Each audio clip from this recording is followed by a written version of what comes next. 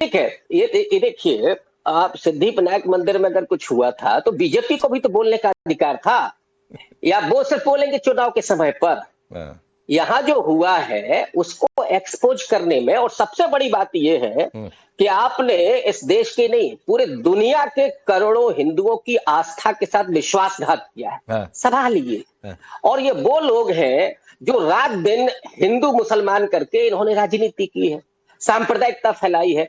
Congress party ने आजादी के आंदोलन से लेकर के और अब तक कभी इस तरह की सांप्रदायिक ना भाषा का इस्तेमाल किया ना राजनीति का इस्तेमाल किया है।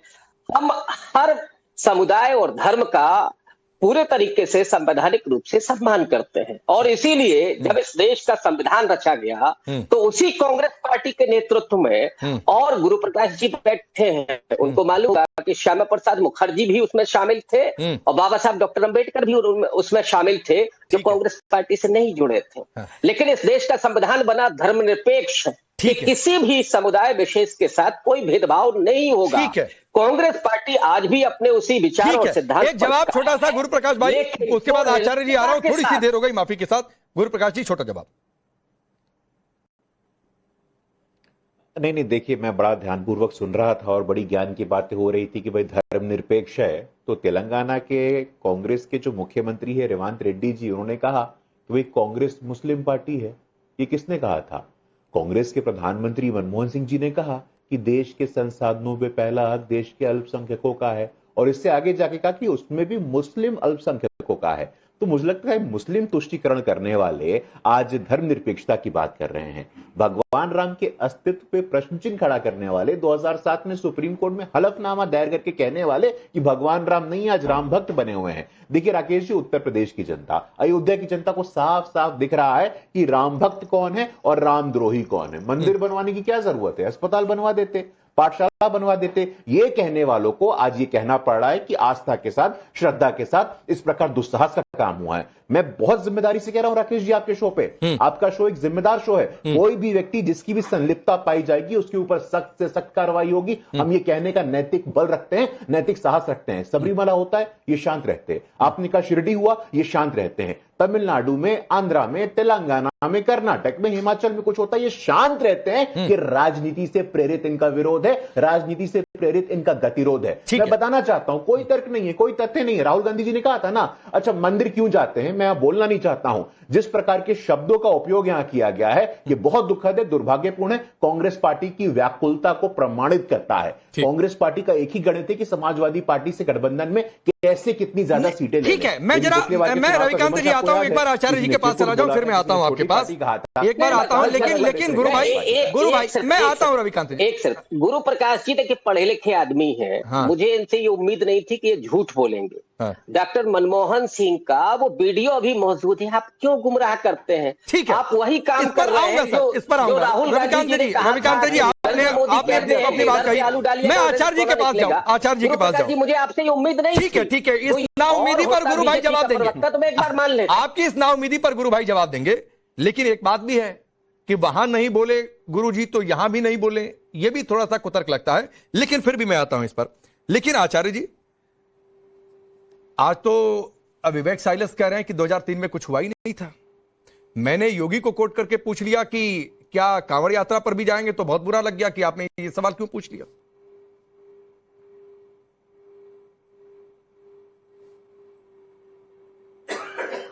देखिए पांडे जी, इनसे पूछना, आज इन्होंने जो भी डिबेट के अंदर बोला है, मतलब बड़ा विचित्र था। उसका ना तो सिर था, ना पैर था, ना कोई तथ्य था। अरे भाई, मुझे एक बात बताओ कि यहां पर पूरा देश जानता है कि आप जिस प्रकार से तुष्टीकरण कर रहे थे, उसी से त्रस्त हो गए लोग, आपसे त्रस्त हो गए लोगों ने। आपको देश जिस प्रकार से पार्टी राज्य से बाहर निकाल दिया, उसी का कारण था। और आज आप यहां कर रहे हैं कि कोई घपला ही नहीं हुआ है। जिस प्रकार से स्थिति आप लोगों ने किया कि नमाज करने के लिए जिस प्रकार से जबरदस्ती वहां पुलिस लॉ एंड ऑर्डर के अंदर किस प्रकार से रोका गया था। अरे आपने यहां आज एक एलिगेशन लगाया बैठकर कि मंदिर में चोरी हुई, मंदिर के अंदर यहां हुआ, जमीनें बेच दी गई। तथ्य है तो जाइए कोर्ट में केस कीजिए। आप कोर्ट में कोई केस कर नहीं रहे हैं, आप यहां बैठकर अलग अलग प्रलाप कर रहे हैं कि जमीन इसको बेच दी, गुजराती को बेच दी, वहां के लोग त्रस्त हैं। अरे 420 का केस बनता है, जाके करते क्यों नहीं? तथ्य क्यों नहीं देते हैं? यहां कोर्ट के जाकर क्यों नहीं केस करते?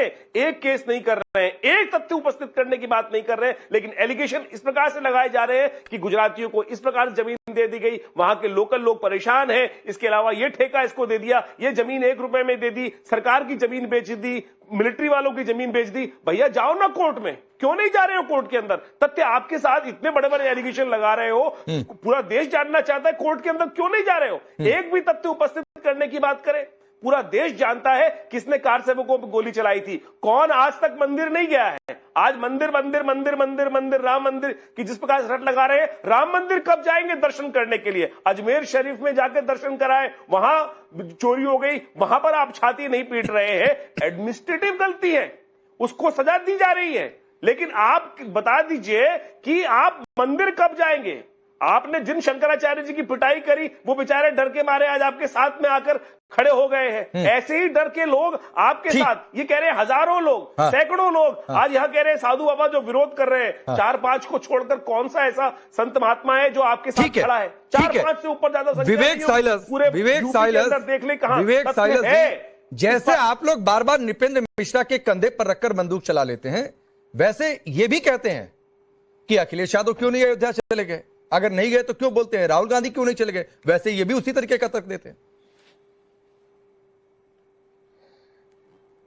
देखिए, अखिलेश जी मां विंध्यवासिनी का दर्शन किए हैं, सिद्धि विनायक का दर्शन किए हैं, उज्जैन वो गए हैं, राम मंदिर, हम कांवड़ यात्रा की आज बात हो रही है, राम मंदिर, एक राम मंदिर, सर रुक तो जाइए, राम मंदिर, अयोध्या राम मंदिर कहीं और नहीं, वहां भी जाएंगे, सुन तो लीजिए, जन्मभूमि एक ही है। अरे चोरों को कोई राम मंदिर, चोरों को कोई राम मंदिर के अलावा कोई और हक नहीं है राम मंदिर में बात करने के। एक मिनट रुकिए, मेरी बात खत्म होने दीजिए। पांडे जी, मैं किसी के बीच में बोलता नहीं हूँ ना। राम मंदिर का महत्व है पांडे जी, मैं किसी के बीच में बोलता नहीं हूँ। मंदिर का महत्व है, मैं किसी के बीच में बोलता नहीं हूँ पांडे जी, ये गलत बात है। ठीक है आचार्य जी, आचार्य जी बोलने दीजिए। ये चोर है ना, इसलिए चिल्ला रहे हैं, दीजिए। ये चोर है इसलिए चिल्ला रहे हैं। अरे चोर आप हो भाई, वो चिल्लाता चोर आप लोग हो, चोर ये चोर है, चिल्ला रहे हो। चोर आप लोग हैं, आपका खानदान चोर है। टूटी किसने चुराई थी? टूटी कौन ले गया था? प्लीज, टूटी कौन ले गया? नहीं आचार्य जी, आचार्य जी नहीं, मत जाइए उधर, आचार्य जी नहीं जाइए उधर प्लीज। टूटी फिर कहाँ आप जा रहे हैं आचार्य जी? नहीं चोर कौन है? अरे पापी क्या कर रहे हो? पापी वो जिसने राम मंदिरों की, जिसने कार सेवकों की हत्या करी, पापी वो? चोर नहीं, डकैत, हत्यारा पापी है, बलात्कार करवाने वाला पापी है। पूरे राज्य में बलात्कार हो रखा था, कौन करवा रहा था? आप लोग डकैत। अरे डकैती आपने डाली भाई, आपने लूटा है। टूटी कौन चुरा के ले गया? चंदा खाया है। टूटी कौन उठा के ले गया? टूटी, अरे प्रभु राम है। अच्छा, मैं आगे बढ़ता हूँ। ये डिबेट आप कहीं नहीं आचार्य जी, ये डिबेट कहीं और लेकर मत जाइए। मेरी गुजारिश है, कोई व्यक्तिगत टिप्पणी नहीं, मुझे नहीं अच्छा लगता है। मैं डिबेट को बिल्कुल डिरेल नहीं होने देना चाहता हूं, और बिल्कुल कोई अनावश्यक टिप्पणी ना करे। फिर विवेक साइलस कुछ और कहना शुरू करेंगे और उनका कहना वाजिब भी हो जाता है। विवेक साइलस 30 सेकंड और दीजिए, फिर मैं रविकांत जी आपके पास आ रहा हूं। देखिए, जहां तक भारतीय जनता पार्टी का सवाल है पांडे जी, तो Bharatiya Janata party vote bank की राजनीति करती है हिंदुत्व पे। कभी हनुमान जी को योगी आदित्यनाथ जी दलित बता देते हैं राजस्थान में जाके। अभी आपने देखा कि नितिन नवीन जो भारतीय जनता पार्टी के राष्ट्रीय अध्यक्ष हैं, उनके काफिले के आगे महाबली हनुमान जो प्रभु श्री राम के प्रचंड भक्त हैं, सबसे बड़े भक्त हैं, उनके हाथ में भारतीय जनता पार्टी का झंडा लेके इन लोग ने हनुमान जी को नचा दिया। ये वो लोग हैं, इनसे बुरा कोई हो सकता है क्या सनातन विरोधी? सीता मैया को आप लोग टेस्ट ट्यूब बेबी बता देते हैं। आप लोग क्या करते हैं? मतलब किस लेवल पे आप अपनी राजनीति लेके जा रहे हैं? हम तो खुद केदारेश्वर मंदिर बना रहे हैं और सावन के पहले सोमवार में आपको न्योता भेजेंगे, आइएगा उस मंदिर में दर्शन करने का। शिव भक्त हैं हम लोग, और जिस दिन वो मंदिर बन जाएगा उसके अगले ही दिन हम राम मंदिर दर्शन करने जाएंगे, आप भी साथ चलिएगा। प्रभु के चरणों में प्रणाम। भगवान शिव के हृदय में राम जी रहते हैं। कहिए तो कोई उदाहरण सुनवा दूं रामचरितमानस से, आचार्य विक्रमादित्य से, वो बता देंगे पट से 2-4 चौपाई कि वहां चले जाते तो यहां वाला भी पुण्य मिल जाता। सर ये वाला तर्क क्यों लेकर आते हैं आप लोग? मानस चिलवाई किसने? रामचरित मानस चिलवाई किसी ने क्या? किसी और पंथ की किताब को भगवान भी सकते हो, जला भी सकते हो, हाथ लगा सकते हो। आपकी पार्टी के नेता रामचरितमानस के पन्ने जला रहे थे, रामचरितमानस का अपमान कर रहे थे, राम का अपमान कर रहे थे।